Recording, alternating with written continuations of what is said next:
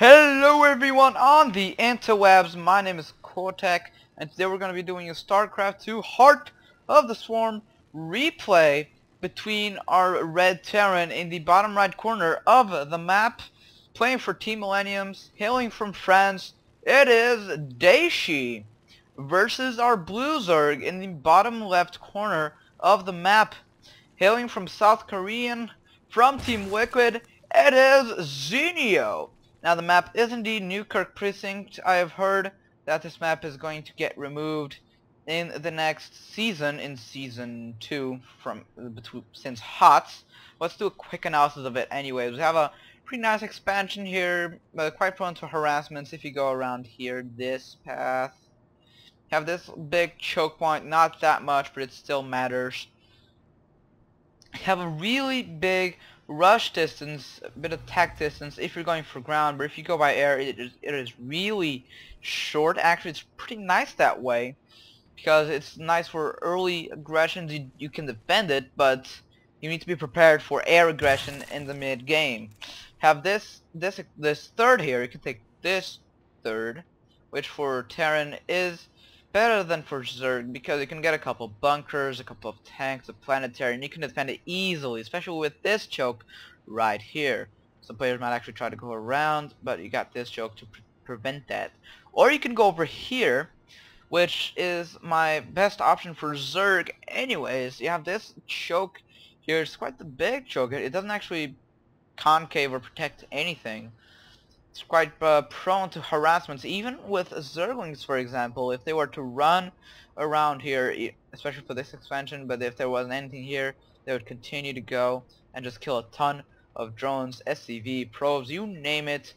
And before the troops got there from all the way here, the SCVs were already been destroyed. And if it was a ground, if it wasn't a command center, they would have destroyed it too if there weren't cannons anyways.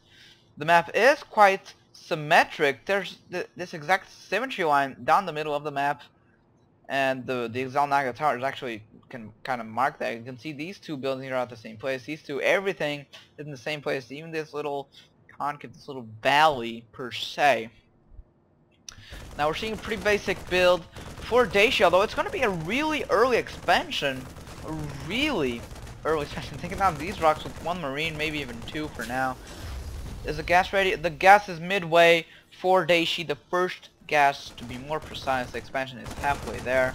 The barracks is pumping out marines. No add-on yet because there is no gas. While the Zerg player is going for a pretty basic build as well. Pretty economic. 15 hatch, 15 pool as it seems.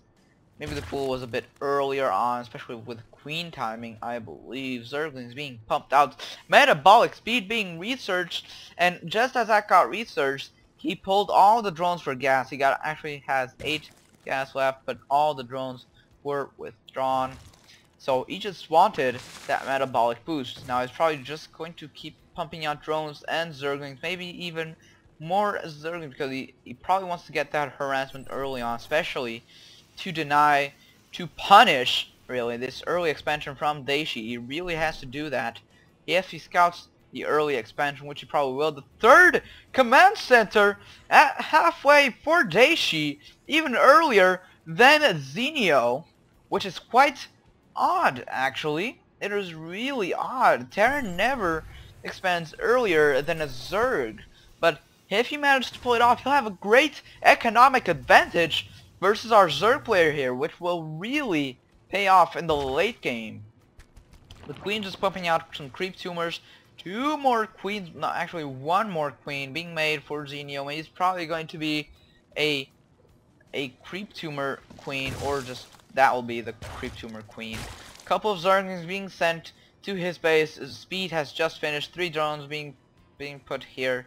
TT as it appears, he said TT. Reactor here is going to switch with the factory. It's going to pump out some Hellions, and the barracks are going to make attack labs. Sorry about that. A couple of Zerglings, 8 Zerglings to be more precise, are being sent to Dayshi's base, but he does have a bunker here to protect. Right where the rocks were just where the rocks were, he just destroyed the rocks and then got the bunker there. This is probably supposed to gonna get sniped. Even force cancel, which is still nice, good, awesome. the bunker. He sees it and he just runs away, just losing one Zergling, which is 25 minerals, which was the money that he lost, that Dayshi lost with Supply Depot. But more Zerglings might just get killed here. But the third expansion for Zenio is being made still earlier than Dayshi. He just wanted that command center there to just pump out SCVs, but there's no rally points for this command center. There is for this, there is for this, but not for this one. Maybe he just forgot. Yeah, no, he didn't. 3 queens there, just sending the queens to the front because he thinks the Hellions are gonna pump soon, or we're gonna be knocking on Zenio's door soon, and he needs to defend. The Zerglings cannot defend at such a nice level of play, Grandmaster level of play, tournament, professional level of play, because Dayshi can just micro easily away from speed Zerglings. Maybe not on creep, maybe, but if off creep he can certainly micro away. The creep tumors might just get killed here. One queen might just get sniped there. No, he did not. Just decided to go for the creep tumors. He almost got one, but he managed to finish just in time. Lair being made for Zenio kind of late, so he's not Zarva is not actually going to go for something really economic early on. Well, not economic, I mean mutas and all that. He's not going to go for that. Now you see Dayshi managed to run away before Zenio could get us around, but he managed to split his army. Almost did it, but in the process a lot of Zerglings got killed. This queen has a ton of energy. You should get that tumor spread, that creep spread soon. Banewing Nest for Zenio. 2 evolution chambers just pumping out upgrades for Zenio. +1 attack and defense. But that is also happening with Dayshi. +1 attack. And where's the other engineering bay? I did see it. There we go. +1 attack, +1 defense. So they're both going for upgrades at the same time, around the same time to be exact. Zerg player's a bit ahead on the upgrades, 20 seconds probably.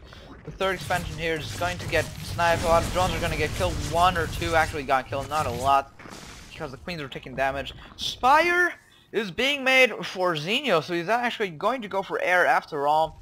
But if Dayshi actually decides to go tech, that might actually not be a great idea. But there's a lot of barracks being made for Dayshi, the armory here for the engineering bay upgrades, not for tech units though. The Hellions there are starting to pile up. 2 Widow Mines in the middle, so the Zerglings will get sniped if they go around. Oh, the scan here going to kill a couple of creep tumors, so he doesn't have the speed event. The Zerglings go in, but he doesn't know about the Widow Mines, or does he? Maybe he does know about the Widow Mines. Oh wow, that almost got in range, I believe, around here. No, that was a bit close, but not that close. The Marines are joining the battle. The Queen got killed, but it triggered the Widow Mines, so it's a pretty nice battle there. Still a couple of Banelings being made, Zerglings being made, but he needs to make the mutas. He does have the gas, but he doesn't have the minerals to make a ton of mutas. He is still making them. 2 more hatcheries being made, 1 here and 1 macro hatch, but this one got sniped, destroyed, cancelled. A couple of Zerglings here going to be sent into Dayshi's expansion, trying to stop some drones while he tries to defend in the main base. The Banelings here did a ton of damage, but it mostly killed the Hellions and not the Marines, and it needed to kill the Marines, but the Hellions are still a nice kill because of the Zerglings. The mutas and the Banelings try to finish it off. Maybe it won't work out so well. The Zerglings there got sniped, 1 or 2, so it's still a pretty nice trade-off. The Banelings are still trying to kill the mutas. Will they actually do it? I mean the Marines try to kill the mutas. He just loads up the medevacs and sends the one with units into the main base where there are workers, but he does see it and sends a couple of lings, and my computer cannot handle it. I'm gonna have to restart the recording real quick. Give me a second. And we're back. For some reason that seems to lag, but there we go, it's fine. The mutas here are going to start to just kill this medevac. At least they're going to die, but the nitro boosts are amazing. But now that it's stopped, the mutas can just chase the medevac and kill it off instantly. The 2 upgrades are being made for Zenio, and he's going to get the infestation pit to probably get a hive. Widow Mines and Marines are starting to pile up in the middle of the map, which is not that great. The Widow Mine probably triggered a couple of of drones. That'd be pretty cool. Let me see the worker skill. 10 versus 10, so it is similar. Looking at the units lost tab, it is not that similar though, as the Terran player is winning by 1,100 minerals, 1,100 resources pretty much. And that is a big advantage to have. You do want to have that kind of advantage in terms of resources and in terms of expansions, but in the expansions they're both pretty similar. 3 bases is actually trying to take a 4th here, and Zenio is going for Swarm Host, which is a bit of an unorthodox choice. Haven't seen Swarm Host or any Heart of the Swarm units in a long time, other than the Widow Mines, which are the only unit I've ever seen in HOTS. Maybe a couple of Vipers. I've seen a couple of Vipers maybe, but not as much as Widow Mine. Command Center in the middle of the map here. Maybe a planetary fortress in the middle of the map, or maybe it'll just be an extra expansion. I am not sure of which one that might be. I have seen a couple of players doing the middle of the map planetary thing. Couple upgrades for Zenio. Still, he already has 2-2. And Dayshi is almost finishing 2-2, where he'll be able to jump right off straight into 3-3, while Zenio still needs to get that hive tech, which is still 50 seconds away, 50 game seconds away. A couple of changelings here for some odd reason, and the swarm hosts are being made, and they're being sent right into there, right to this part of the map where he keeps all his units. The mutants here, there are a couple. How many are there though? There are 13 mutants on the map, but that won't be that good because there are a ton of marines. He needs some infestors. He needs to hit those fungals perfectly to trap the marines and send the banelings in. If Dayshi doesn't manage to split his army, but he manages to do that. He managed to split his army in perfection. The banelings run in. They got some pretty awesome connections there. Not that great, but they were still pretty nice. I have to say, a lot of more Zerglings spawn in. The swarm hosts are there. They're in here trying to take some of the damage, trying to give some of the damage. Did you see the swarm hosts? No, he did not. The marines just run into the mineral line, which is actually a great place because you can just run here if the banelings try to run over here. Now that the hatchery is done, now it's not that great of a position, but it's still pretty nice. Still has a couple of banelings, but not a lot. He cannot do any damage to those units. Couple more swarm hosts here.